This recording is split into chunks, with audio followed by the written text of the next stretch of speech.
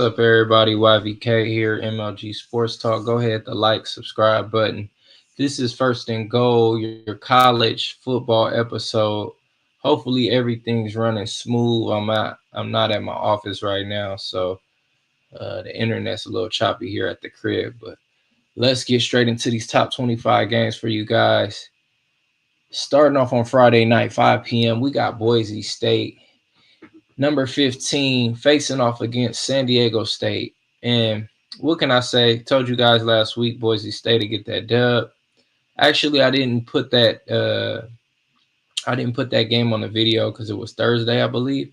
But Boise got the win as I projected.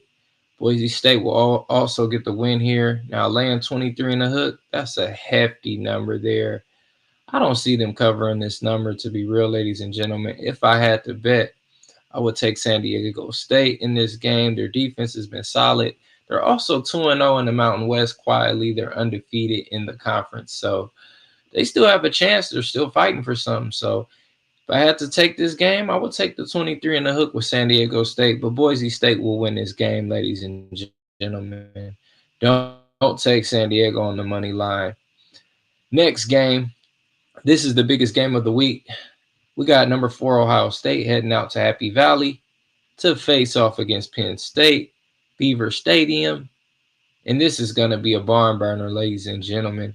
We got Will Howard, transfer quarterback from Kansas State, coming in, facing off against Penn State, where, I don't know if you guys know, but Will Howard is from the Pennsylvania area.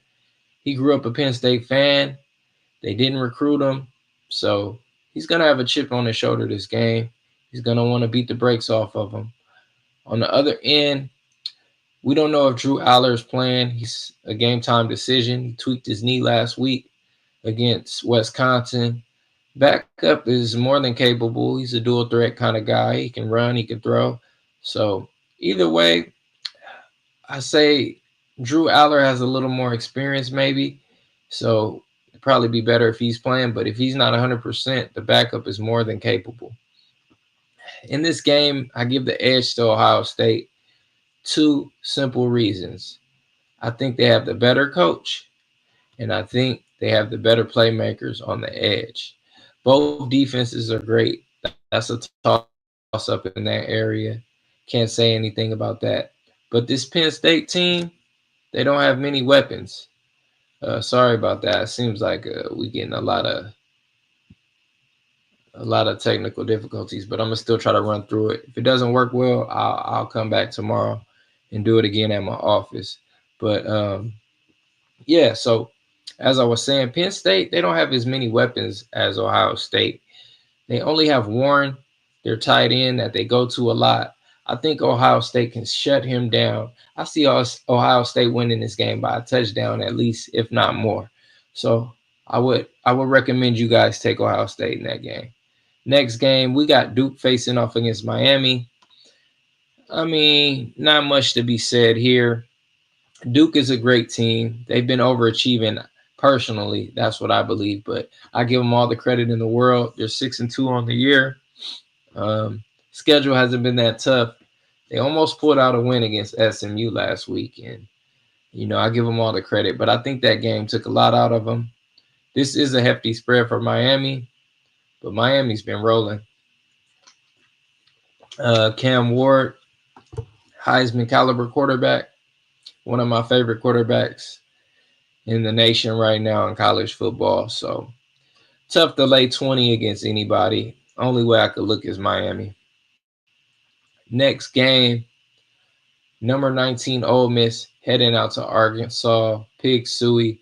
Fayetteville, Arkansas is hosting Ole Miss. And this is sort of like a rival game. These teams always play each other good. I took Ole Miss. I'm going to just be straight up with you guys. I took Ole Miss. I leaned their way, -7. It's a tough game. Could be a look-ahead spot for Ole Miss. They play Georgia next week, but Ole Miss needs this game. They will have to win out to try to make the college football playoff, which I don't think they will make it. Georgia standing in their way next week, but We won't look ahead too much. Maybe Ole Miss is looking ahead like I am. Hopefully not. I took Ole Miss.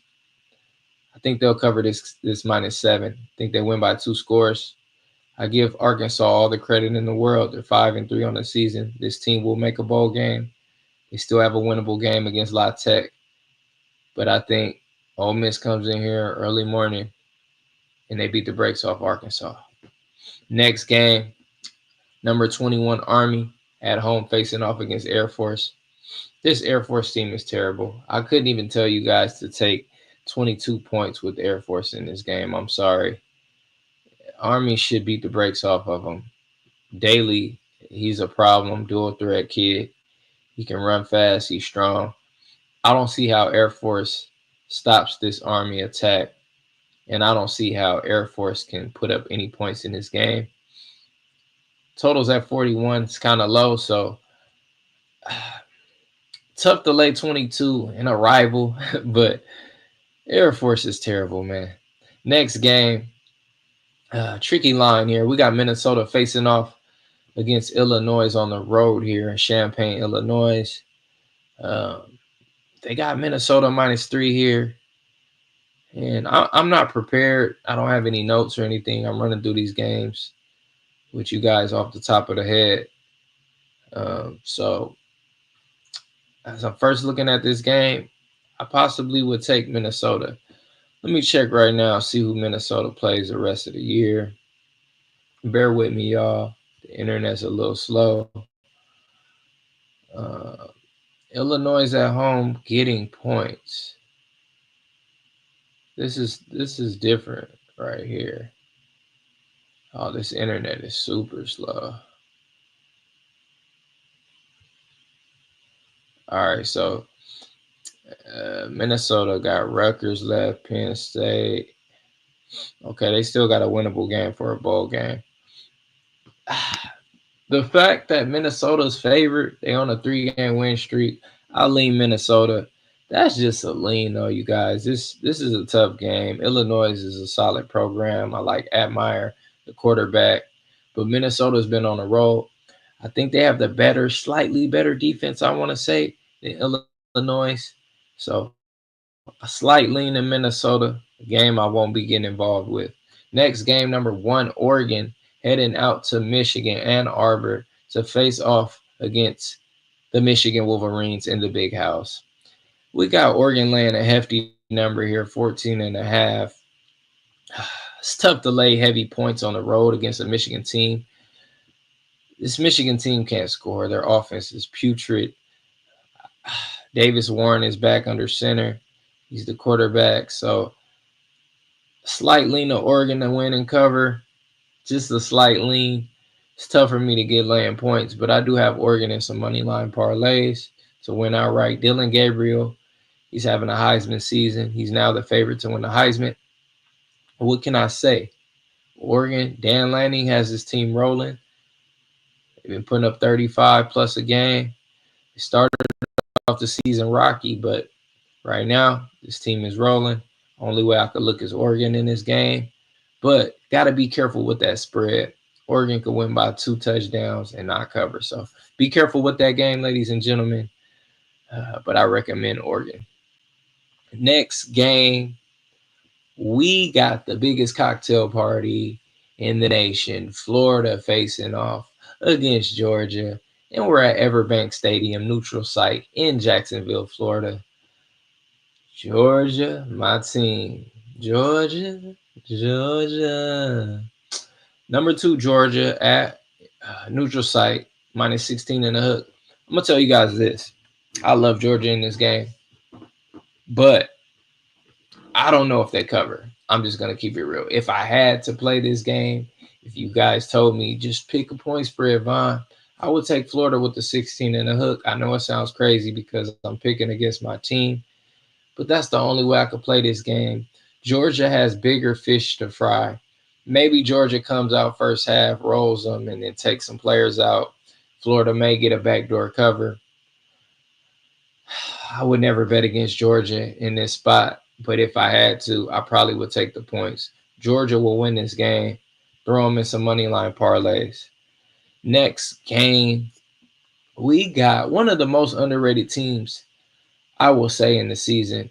Number 11, Iowa State, at home, facing off against Texas Tech.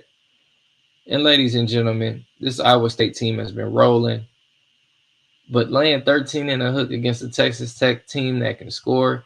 Yes, I know Texas Tech does not have any defense, but if somehow they get a score first, and this is a back and forth type game, it's 13 and a half will go a long way. I liked it better when it was 14 and a half, 14, but it seems like a lot of sharp money came in on Texas Tech. Stay away from this game, ladies and gentlemen. But if I had to, I would take the plus points. But Iowa State's a great team, man. They're undefeated on the season. I haven't even been giving this team any credit. They still been winning. We got two undefeated teams in the Big 12. One is going down soon, hopefully, because I want my K-State Wildcats to try to compete for a Big 12 title. But that's neither here nor there. Let's move on to the next game. We got Indiana facing off against Michigan State. And man, you guys might be surprised. Last week, I know I chose against Indiana on the video, which I won't say was a bad pick, but it was a bad pick. Washington was hanging in that game. Maybe I'm a fool. Maybe I think Indiana's overrated. That's just me. So, as you guys know, you probably know where I'm going with this one. I'm taking a +8 with Michigan State at home. You're giving me a home dog over a touchdown. It's the only way I can look in a game that I think Michigan State is a very underrated team. Childs, the quarterback, he went to my alma mater. Shout out to Downey High. Before I transferred to Linwood. Go Knights, always Knights. But yeah, my first school was Downey High. But shout out to Childs. He went there. And this kid, he's a great quarterback. He will be good in the next couple of seasons.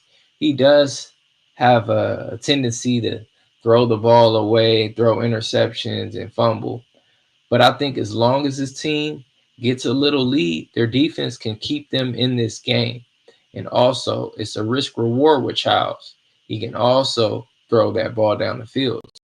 So I don't truly believe in this Indiana team. Maybe I have to see them win again to start believing. But if you're giving me 8, and if Rourke is not back, if it's still Taven Jackson back there for Indiana, I like Michigan State with the +8. Indiana, this is like their true road game. They haven't had many good road games this season. They've been at home a lot, winning at home. So I think them getting out on the road in a raucous environment. Michigan State has a great defense, a good linebacking core. I like Michigan State with the 8. Giving me 8 points, I'm going to take it at home. Next game, we got Kansas State. This is my squad here. Number 17 facing off against Houston. And they sort of been disrespecting K-State. They just been winning 7-1, and they're still ranked pretty high at 17. I think that changes this week. I think K-State comes in here. Houston's not a good team. Now, this could be tricky, 13 in the hook, but I think since Kansas State had that scare last week against Kansas, I think they come out here and roll this Houston team who doesn't have a great offense, doesn't have a great anything, really. I think they won 2 games in a row, so I think that stops here for Houston, and they get back to their losing ways. Next game, this is a big game here, and I told you guys about this team last week. Number 10, Texas A&M, as I predicted. I told you they would beat LSU. They got the job done. I know it was looking critical in the first half. It was looking scary, but then Coach Elko, he brought in Reed, the backup quarterback, and this is a dual threat monster. He goes to work. So I like Texas A&M. This is a trap game. Looking at the spread, Texas A&M -2 over and under 44 and a hook. But as I told you guys before, Texas A&M is the team. I'm taking until they lose and until they play Texas at the end of the season. So win, lose, or draw, I'm all in on the Aggies. Texas A&M. Facing off against Lenore Sellers. He's a dual threat, but he's young. He's a freshman. They're at home. They play good at home. I give South Carolina all the credit in the world. Great D-line. Their offensive line is suspect. I think that's what's going to get them in this game, get them in trouble.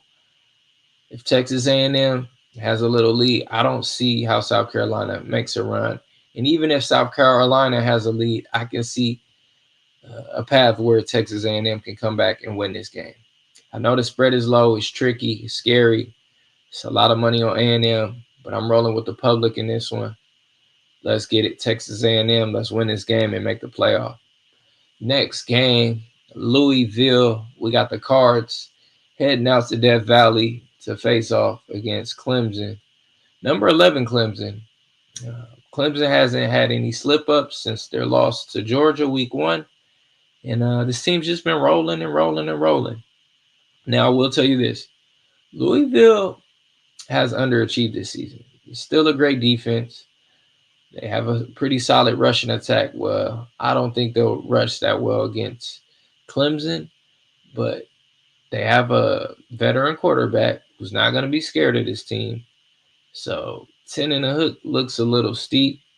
A game I won't be getting involved in, but if I had to play this one, I lean Louisville with the points, just a slight lean. Tough to bet against Clemson right now. This team has been rolling on all cylinders, so I'm going to stay away from that one. Next game, Tennessee, number 7 at home, Rocky Top, facing off against Kentucky. And, man, Kentucky's been very disappointing on the season. They're one of the worst teams in the SEC, 1-5 in conference play. Tennessee, on the other hand, 3-1 conference play, 6-1 on the season. Only slip up to Arkansas, which was a tough game, and they still had a chance to win that game. But they do have a great win against Alabama, so all credit to Tennessee. They're at home in this game, and they're wearing Halloween black and orange uniforms. So I think Tennessee gets a win, but 16 and a hook in a rival game, it's the only way I could take. I could take the points, man. I would have to take the points in this game. I could see a slow start for both teams. I don't see how Kentucky can put up 21 in this game. So I see this as a lower scoring game, maybe like a 24-10 type game where Kentucky gets a cover for their backers, but Tennessee still wins outright. So like Kentucky with the points, if I had to play it, another game I won't be getting involved in. Next game and last final top 25 game. Number 20 SMU Mustangs at home facing off against number 18 Pittsburgh. And this is a tough game here. I'm going back and forth just looking at this. The spread says 7 and a hook. Maybe they're trying to entice me to take Pittsburgh. This Pittsburgh team, they fight. They really fight. And this SMU team, they're really good. They have a high-power offense. Jennings, the quarterback, he's solid. But if I had to play, I wish it was 7. That's why they don't want to give me 7. I think they're trying to entice me to take Pittsburgh. I really do. So if that's the case, I say SMU. That's just a slight lean. Because every time I look at it, I want to take Pittsburgh because they're giving me a hook on that number. But maybe they know something because these are two fairly evenly matched teams. And one is 7 and a hook at home. So maybe they know SMU gets another late score to cover that number. Slight lean to SMU. All right, ladies and gentlemen, that's it for the top 25 videos. Next time, it'll be a more smoother. Hopefully tomorrow I can get you guys the NFL First and Goal edition. We'll do that this week because I didn't do it last week. And I know you guys love NFL. So in the meantime, in between time, let's get this cash. Go Aggies. Go ahead, hit the like button, subscribe, tap in for the win. MLG Sports.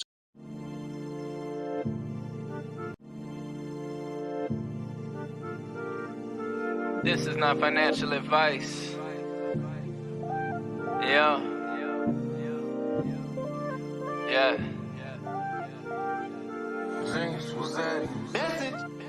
Nah, don't judge. Eat how you gonna eat, keep it legit. And please don't bother me, rather in advance. Or you hit the lottery, buy new commodities.